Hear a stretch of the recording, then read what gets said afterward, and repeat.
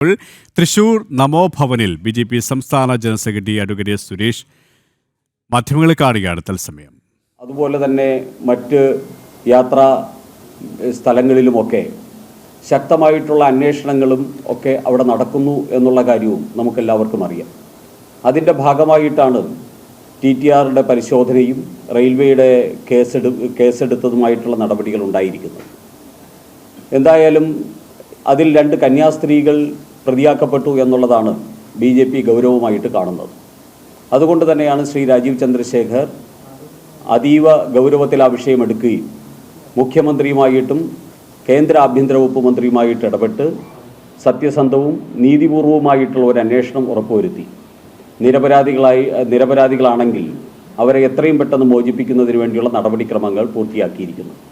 മാത്രമല്ല പാർട്ടി ആ കന്യാസ്ത്രീകൾക്കും അതോടൊപ്പം തന്നെ അവിടെ പ്രവർത്തിക്കുന്ന ക്രിസ്ത്യൻ സഭാംഗങ്ങൾക്കും പൂർണ്ണ സുരക്ഷിതത്വവും നീതിയും നൽകാൻ പാർട്ടി പ്രതിജ്ഞാബദ്ധമാണ്.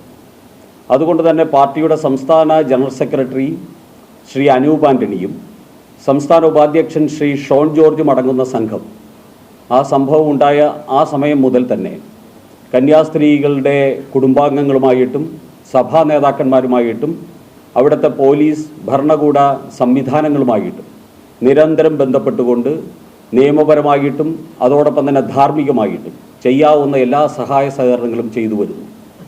പാർട്ടിയുടെ സംസ്ഥാന അധ്യക്ഷൻ്റെ നിർദ്ദേശപ്രകാരം ഛത്തീസ്ഗഡിലേക്ക് പാർട്ടിയുടെ സംസ്ഥാന ജനറൽ സെക്രട്ടറി ശ്രീ അനൂപ് ആൻ്റണിയുടെ നേതൃത്വത്തിലുള്ള സംഘം നാളെ തന്നെ എത്തുന്നു. അവർക്ക് വേണ്ടിയുള്ള എല്ലാവിധ സഹായവും അവിടെ ചെന്ന് നിന്ന് അവിടുത്തെ സംസ്ഥാന സർക്കാരുമായിട്ട് കോർഡിനേറ്റ് ചെയ്തുകൊണ്ട് ചെയ്യാൻ പാർട്ടിയുടെ സംസ്ഥാന ഘടകം തീരുമാനിച്ചിരിക്കുകയാണ്.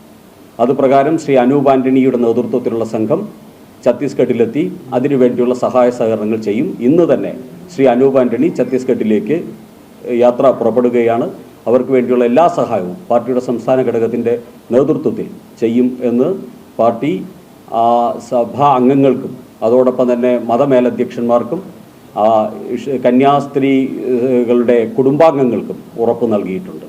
അത് ബഹുമാനപ്പെട്ട മാധ്യമ സുഹൃത്തുക്കളെ അറിയിക്കുക എന്നുള്ളതാണ് ഒരു പ്രധാന ഉദ്ദേശം. ഇവിടെ BJPക്കെതിരായിട്ടുള്ള ചില വിമർശനങ്ങൾ വർഗീയ ചുവയോടുകൂടി വർഗീയ അന്തരീക്ഷം കലുഷിതമാക്കാനായിട്ട് ചില ആൾക്കാർ ഒരുമ്പിട്ടിറങ്ങിയിട്ടുണ്ട്. ഇന്ന് ഒരു മന്ത്രി അതിനെ സംബന്ധിച്ചുള്ള നടത്തിയ ചില പരാമർശങ്ങൾ അങ്ങേയറ്റം ദൗർഭാഗ്യകരമാണ്. ഇതിനെ വർഗീയമായിട്ട് കാണുന്നതിന് പകരം ഇതൊരു ലോ ആൻഡ് ഓർഡർ പ്രോബ്ലമായിട്ട് കാണുകയാണ് സാധാരണ നിലയിൽ സത്യപ്രതിജ്ഞ ചെയ്ത മന്ത്രിമാർ ചെയ്യേണ്ടത്. പക്ഷേ പലരും ഇതിനെ കുത്തി അതിൽ മുളക് തേച്ച് പലരെയും വേദനിപ്പിച്ച് അതിൽ അസ്വസ്ഥതയുണ്ടാക്കി മുതലെടുപ്പ് നടത്താൻ വേണ്ടിയുള്ള ശ്രമം പല ഭാഗത്തും നടക്കുന്നു. അതിൽ BJP പ്രതിഷേധിക്കുകയാണ്. ഇവിടെ ഞങ്ങൾക്കൊന്നേ പറയാനുള്ളൂ, ഞങ്ങൾ അവിടെ ഭരിക്കുന്നത് BJPയാണ്. BJPക്ക് ഛത്തീസ്ഗഡിലെ നിയമ സംവിധാനങ്ങൾ പരിരക്ഷിക്കാൻ ഒരു പരിധിവരെ സാധിച്ചിട്ടുണ്ട്. ഒരു കാലത്ത് അതൊരു കുത്തഴിഞ്ഞ അവസ്ഥയായിരുന്നു ഛത്തീസ്ഗഡ് എന്ന് എല്ലാവർക്കും അറിയാം. നക്സൽ ഭീഷണിയും അതോടൊപ്പം തന്നെ സാമൂഹ്യമായിട്ടുള്ള ഒട്ടനവധി വിഷയങ്ങളും കാരണം കുത്തഴിഞ്ഞ ഒരു നിയമ സംവിധാനം നിലനിന്നിരുന്ന ഛത്തീസ്ഗഡിനെ വീണ്ടും നിയമത്തിൻ്റെതായ വഴിയിലേക്ക് കൊണ്ടുവരുവാൻ ഒരു പരിധിവരെ BJPയുടെ നേതൃത്വത്തിലുള്ള സർക്കാരിന് സാധിച്ചിട്ടുണ്ട്. ഞങ്ങളെ വിമർശിക്കുന്ന ആൾക്കാർ അവർ മനസ്സിലാക്കണം, അവർ ഇവിടുത്തെ ബിഷപ്പുമാരെയും അതോടൊപ്പം തന്നെ മതമേലധ്യക്ഷന്മാരെയൊക്കെ അപഹസിക്കുകയും അവഹേളിക്കുകയും നികൃഷ്ട ജീവികളെന്നും അതോടൊപ്പം തന്നെ സഭയെ മുഴുവൻ അവഹേളിക്കുന്ന രീതിയിൽ രൂപത എന്നൊക്കെ പറഞ്ഞ് അതിനെ കളിയാക്കിയ പാർട്ടിയുടെ അഖിലേന്ത്യാ സെക്രട്ടറിയും ആ പാർട്ടിയുടെ മന്ത്രിയാണ് ശിവൻകുട്ടി ഇന്ന് BJPയെ വിമർശിച്ചു വരുന്നത് എന്നതാണ് ദൗർഭാഗ്യകരമായിട്ടുള്ള കാര്യം. ഇന്ന് പാർലമെൻറ്റിൻ്റെ മുമ്പിൽ കമ്മ്യൂണിസ്റ്റ് പാർട്ടിയുടെ MPമാരും MLAമാരും ഒരു പേപ്പർ കഷണം ഉയർത്തിപ്പിടിച്ചുകൊണ്ട് ഒരു രാഷ്ട്രീയ മുതലെടുപ്പിന് ശ്രമിക്കുകയാണ്.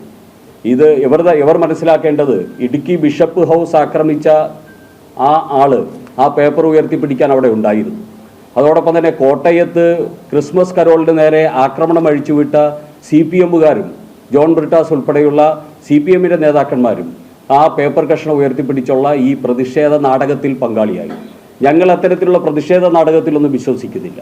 അതുകൊണ്ട് തന്നെ പാർട്ടിയുടെ സംസ്ഥാന ജനറൽ സെക്രട്ടറിയും സംസ്ഥാന ഉപാധ്യക്ഷൻ ഷോൺ ജോർജ് ഉൾപ്പെടെയുള്ള നേതാക്കന്മാർ ആ രംഗത്തിറങ്ങി അവർക്ക് വേണ്ടിയുള്ള എല്ലാ സഹായവും ചെയ്തു വളരെ ക്രിയാത്മകമായിട്ട് ഇവിടുത്തെ സഭാ നേതൃത്വത്തിനോടൊപ്പവും അതോടൊപ്പം തന്നെ പ്രതിയാക്കപ്പെട്ട ആ കുടുംബത്തിനോടൊപ്പവും ആ 2 കന്യാസ്ത്രീകളുടെ കുടുംബത്തിനോടൊപ്പവും BJP വളരെ ഭാവാത്മകമായിട്ടാണ് ഇടപെടുന്നത്. അവർക്ക് നീതി നടപ്പാക്കും, നീതി ഉറപ്പാക്കും. അതാണ് BJPയുടെ ഉറപ്പ്.